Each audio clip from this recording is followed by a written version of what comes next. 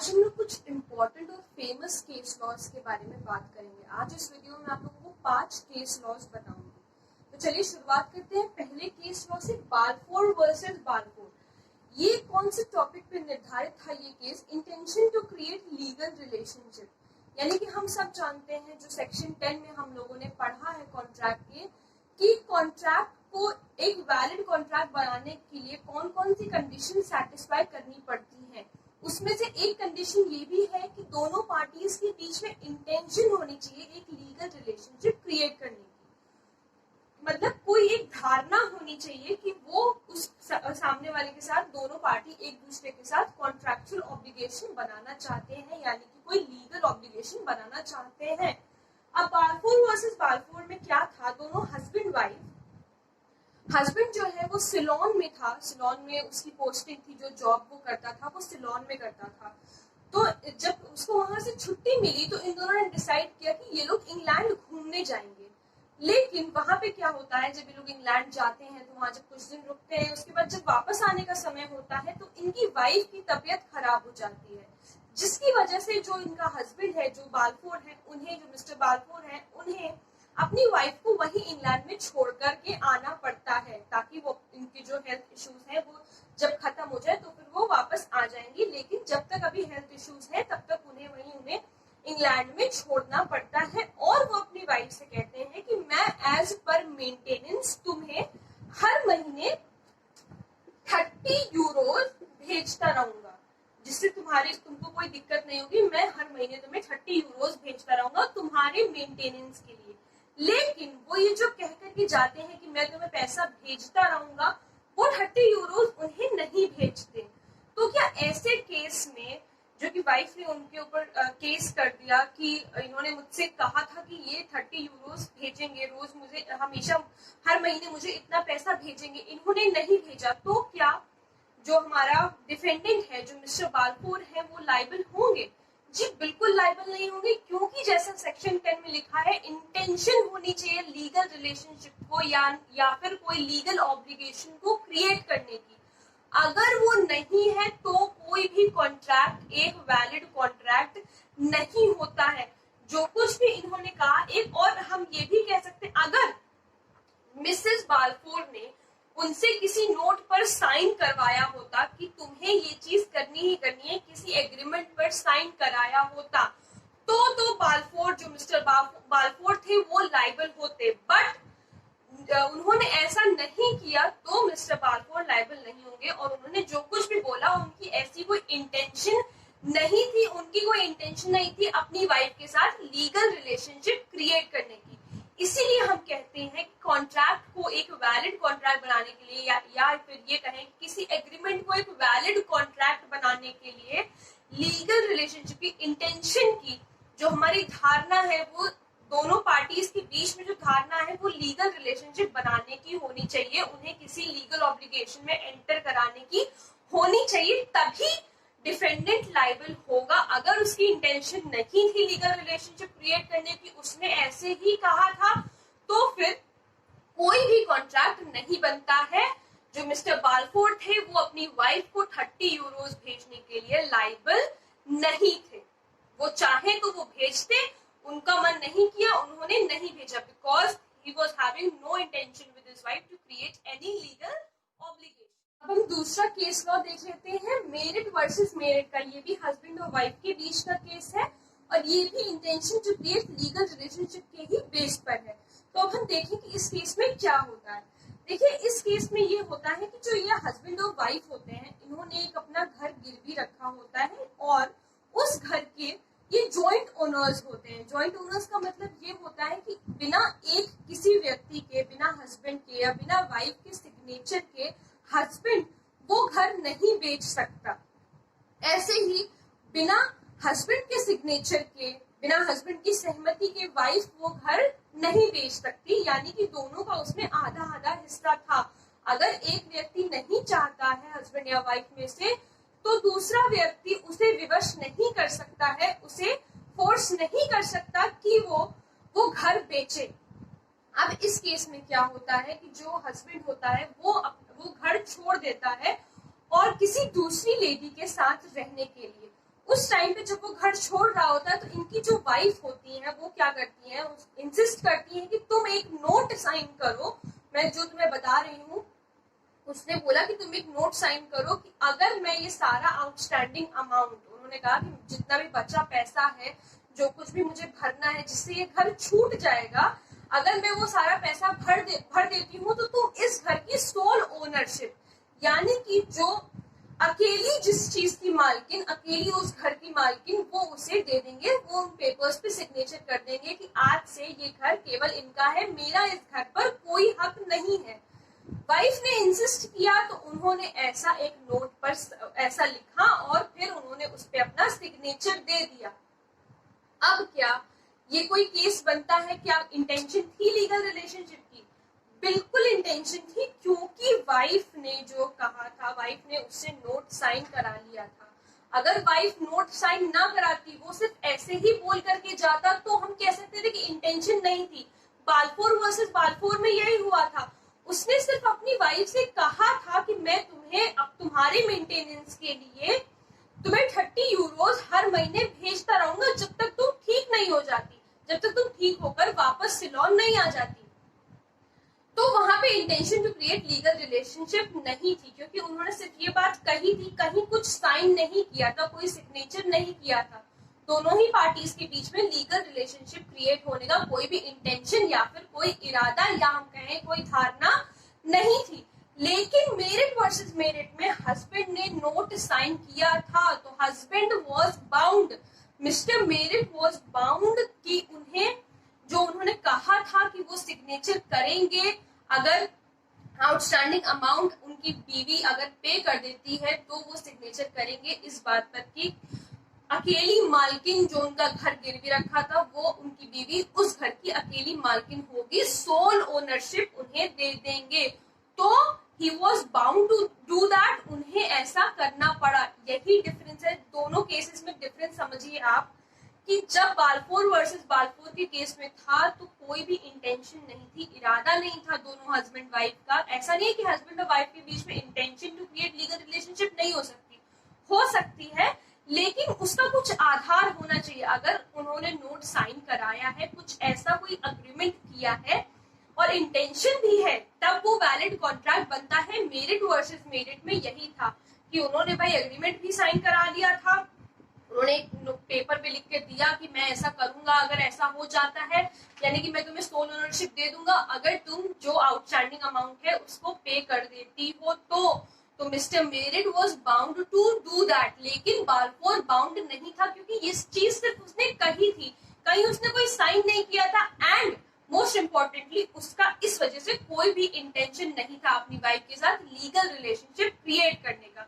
लेकिन merit versus Merritt में mister merit का और मिसेस मेरिट का इंटेंशन था लीगल रिलेशनशिप क्रिएट करने का। यही डिफरेंस है दोनों केसेस में, बालफोर वर्सेस बालफोर में और मेरिट वर्सेस मेरिट में। तो आई होप आपको intention to create legal relationship समझ में। तीसरा केस देख लेते हैं, लालमन शुक्ला वर्सेस गौरी दत्त। ये case communication of a proposal कब कंप्लीट होता है उस पर आधारित है। Section 4 of Indian Contract Act में ये चीज बताई गई है कि कम्युनिकेशन जो प्रपोजल का होता है वो कब कंप्लीट होता है। तो कम्युनिकेशन जो प्रपोजल का होता है वो तब कंप्लीट होता है कि जिसको ऑफर किया गया है या जिसको प्रपोजल दिया गया है, अगर बात उस तक पहुंची है तभी कम्युनिकेशन जो है प्रपोजल का कंप्लीट होता है। तो ये बहुत आसान सी बात है कि कम्युनिकेशन किसी भी प्रपोजल का तब कंप्लीट होता है जब जिसको प्रपोजल या फिर ऑफर दिया गया है उस तक वो बात, वो प्रपोजल या वो ऑफर पहुंचा हो। अब ये केस इसी पर आधारित है। जैसा मैंने कहा, लालमन शुक्ला वर्सेस गौरी दत्त में क्या होता है कि जो डिफेंडेंट होता है उसका नेफ्यू घर से भाग जाता है या गायब हो जाता है या घर से भाग जाता है, जो भी आप समझिए।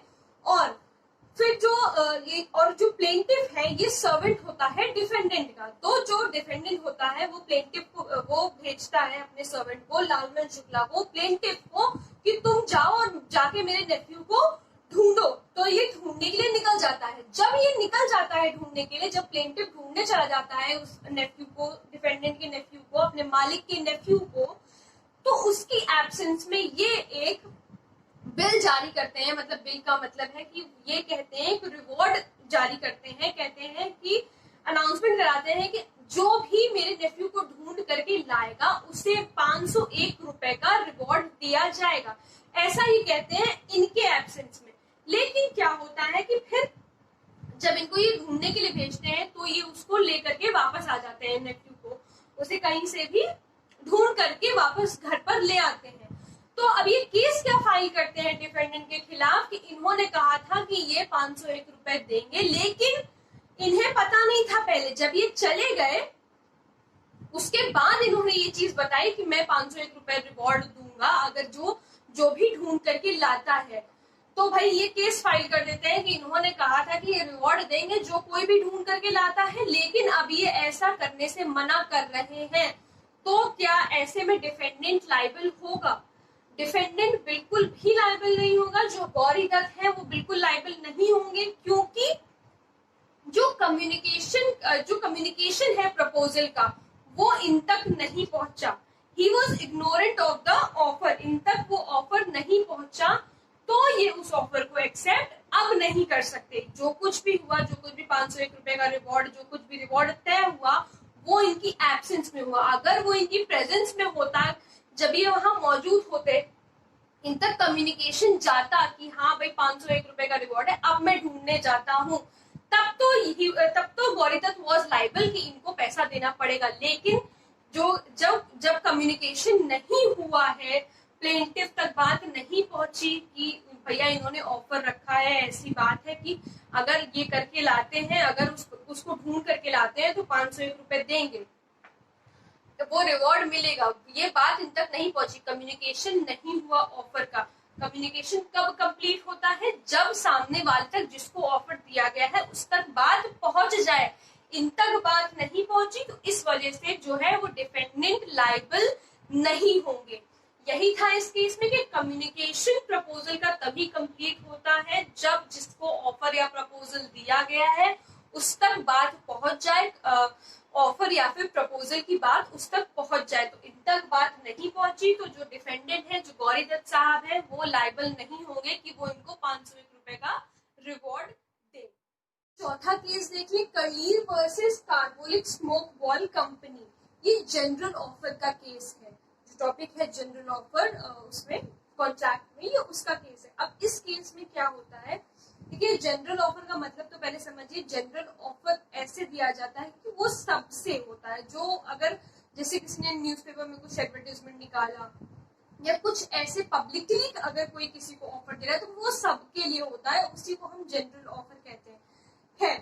कलीर वर्सेस कार्बोलिक स्मोक बॉल में क्या होता है कि ये जो डिफेंडेंट की कंपनी होती है ये अपनी न्यूज मतलब अपनी कंपनी का एडवर्टाइजमेंट कराती है एक न्यूज़पेपर में, और वो कहती है कि अगर कोई ये smoke ball as per the prescription, जो कुछ भी कहा गया है, अगर उस हिसाब से ये स्मोक बॉल खाता है तो उसे इन्फ्लुएंजा की बीमारी नहीं होगी कभी भी, मतलब कि उसे इन्फ्लुएंजा नहीं होगा। अगर जिस तरह से लिखा हुआ था पेपर में या जिस तरीके से प्रिस्क्राइब्ड था, अगर उस तरीके से ये मेडिसिन या स्मोक बॉल लेता है तो उसे इन्फ्लुएंजा नहीं होगा। तो भाई कर्लील जी ने, मिसेस कर्लील ने ये एडवर्टाइजमेंट पढ़ा और इनकी जो है वो दवा स्मोक बॉल वो खरीद ली, और जैसा जैसा पेपर में लिखा हुआ था वैसा वैसा एज पर द डायरेक्शंस उन्होंने वैसा ही किया और उसी तरीके से इनकी दवा का सेवन किया। लेकिन फिर भी she came in contact with influenza, उसके बावजूद भी उन्हें इन्फ्लुएंजा हो जाता है। और एक चीज मैं बताना भूल गई, डिफेंडेंट की कंपनी ये भी कहती है कि अगर इन्फ्लुएंजा हुआ ये करने के बाद भी, तो भाई हमने 100 यूरोज जमा करके रखे हैं अलायंस बैंक में। कितने यूरोज जमा किए हैं? 100 यूरोज जमा करके रखे हैं। अगर इन्फ्लुएंजा तब भी हुआ तो हम रिवॉर्ड देंगे जिसको इन्फ्लुएंजा हुआ है, ये दवा खाने के बाद भी, यानी कि स्मोक बॉल का सेवन करने के बाद भी अगर इन्फ्लुएंजा हुआ तो हम 100 यूरोज का रिवॉर्ड देंगे। अब फिर क्या होता है कि कर्लील जी ने वैसा ही किया, एज पर द डायरेक्शंस उन्होंने वैसे ही दवा खाई, ये स्मोक बॉल का सेवन किया, लेकिन उसके बाद भी शेकी में केम इन कॉन्टैक्ट विद इन्फ्लुएंजा।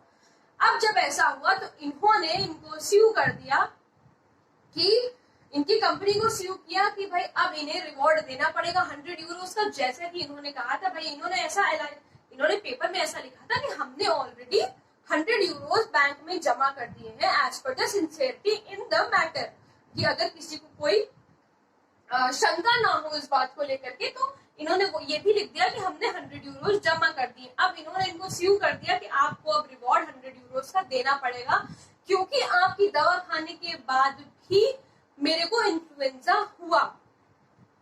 तो क्या अब ये कंपनी लाइबल है? बिल्कुल लाइबल है। ये तो कहते हैं कि नहीं ऐसा थोड़ी ना होता है, मैंने इनसे थोड़ी ना एग्रीमेंट या फिर मेरा कोई कॉन्ट्रैक्ट हुआ था। तो ऐसे केस में कोर्ट ने कहा कि ये एक जनरल ऑफर था, आपने न्यूज़पेपर में एडवर्टाइजमेंट दिया। अब उस एडवर्टाइजमेंट को फॉलो करते हुए ये मिसेस कर्लीन ही क्या, अगर कोई वो जो कॉन्ट्रैक्ट हो गया वो पूरे वर्ल्ड से हो गया। अब इस पूरे वर्ल्ड में कोई भी अगर उस एडवर्टाइजमेंट को पढ़ेगा और वैसा ही करेगा जैसा अगर वो वैसा ही कर रहा है जैसा उस एडवर्टाइजमेंट में लिखा हुआ है कि भाई आपको इस तरह से इस दवा का सेवन करना है, तो इसका मतलब है कि भाई उसने आपको ऑफर एक्सेप्ट कर लिया। तो अब जब आपने ऑफर दिया, हमारे मिसेस कर्ली ने एक्सेप्ट कर लिया या किसी ने भी एक्सेप्ट कर लिया, तो you are bound by the contract because it was a general offer. Newspaper में आपने एडवर्टाइजमेंट दिया, यानी कि आपने खुद इरादा जताया है, intention to create legal relationship का। नहीं तो आपने ये सब भी इतनी बड़ी बड़ी बातें कही कि भाई हमने 100 यूरोस बैंक में जमा कर दिया है और जिसको भी इन्फ्लुएंजा होगा तो ये दवा खाने के बाद तो हम उसे 100 यूरोस का रिवॉर्ड देंगे। So you are liable because it was a general offer. General offer में यही होता है कि किसी एक से नहीं होता है, वो कई लोगों के बीच में होता है। तो भाई इन्होंने जैसा किया था, इनको मिसेस कर्ली को 100 यूरोस का रिवॉर्ड पे करना पड़ा। यही था जनरल ऑफर का एक केस लॉ। बहुत ही फेमस केस लॉ है ये, कर्ली वर्सेस कार्बोलिक। अब हम लास्ट केस देख लेते हैं आज का, हाइट वर्सेस रेंज का। ये केस था काउंटर ऑफर का। ये मैंने इसमें लिखा था कि आप लोगों को अच्छे से समझ में आ जाए, क्योंकि इसमें 2-3 बातें हैं। तो चलिए मैं आप लोगों को बताती हूँ। इसमें क्या होता है कि जो ए होता है, देखो इसमें ए रेंज है और हाइट है वो बी है। तो इसमें क्या होता है, ए जो होता है वो कहता है कि तुम मेरा फार्म जो है खरीद लो 1000 पाउंड में। ये उसे ऑफर देता है बी को। तो बी कहता है कि नहीं, मैं 950 में खरीदूंगा, 1000 में नहीं खरीदूंगा।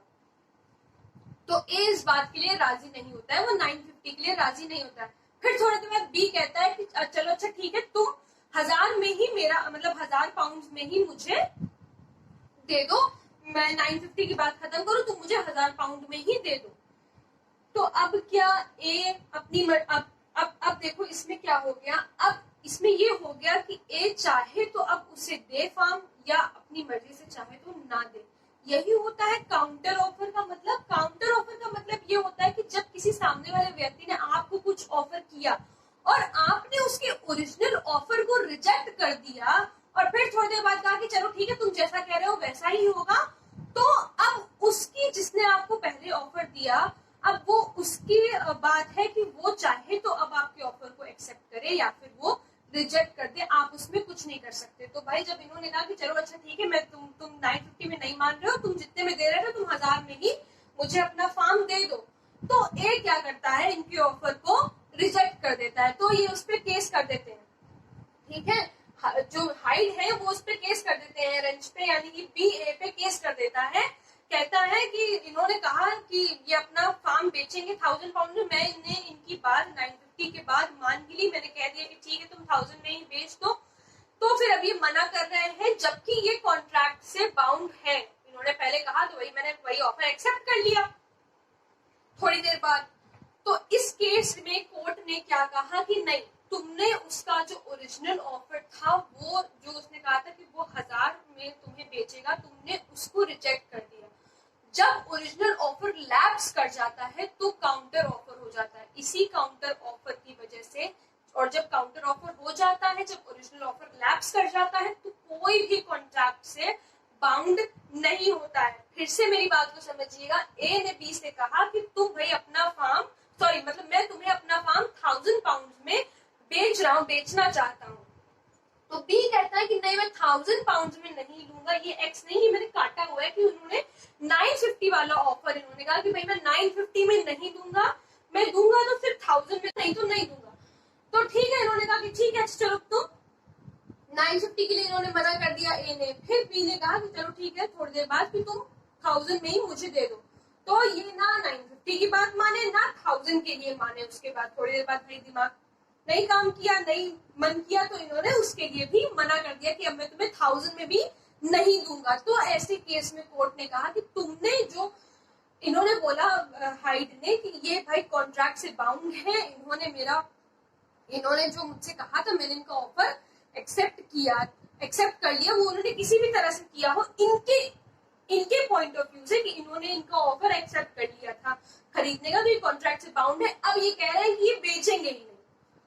तो ऐसे केस में कोर्ट ने किसका साइड लिया? ऑब्वियस सी बात है, डिफेंडेंट का साइड लिया। इसलिए क्योंकि जो हाइड ने, बी ने इनका जो ओरिजिनल ऑफर था उसको रिवोक कर दिया था। उसको इन्होंने कहा कि भाई मैं 950 में ही लूंगा, भले ही बाद में आपने उसे जो भी किया आप मान गए हो बाद में, लेकिन आपने पहले ऐसा कर दिया। तो अब जिसने ऑफर दिया है वो उसके मन की बात है, चाहे वो आपको बेचना चाहे या ना चाहे। काउंटर ऑफर का मतलब यही होता है, जब ओरिजिनल ऑफर लैप्स कर जाता है तो काउंटर ऑफर होता है। और काउंटर ऑफर के केस में कोई भी पार्टी कॉन्ट्रैक्ट से बाउंड नहीं होती है। तो आज मैंने आपको 5 केस लॉज बता दिए। ये बहुत ही फेमस केस लॉज है और कॉन्ट्रैक्ट में इंपॉर्टेंट है। शुरुआत में जब आप कॉन्ट्रैक्ट पढ़ेंगे तो आपका इन केस लॉज से आमना सामना होगा। मैंने इसलिए वीडियो बनाई है क्योंकि मैंने पिछली वीडियोस में बहुत सी चीजें, थोड़े से केस लॉज जो मिस किए थे, आई गेस किए भी थे या नहीं भी किए थे, मैं चाहती थी कि एक ना पूरी वीडियो इस तरीके की बने ताकि आप लोगों को ढूंढना ना पड़े, ज्यादा वेट ना करना पड़े, और आप लोगों को ये 5 केस लॉज जो बहुत ही इंपॉर्टेंट और फेमस है, आप लोगों को जल्द से जल्द समझ में आ जाए। मैंने पूरी कोशिश करी है आप लोगों को बहुत ही ज्यादा अच्छे से समझाने की। फिर भी अगर आप लोगों को कोई भी डाउट हो तो please let me know in the comment.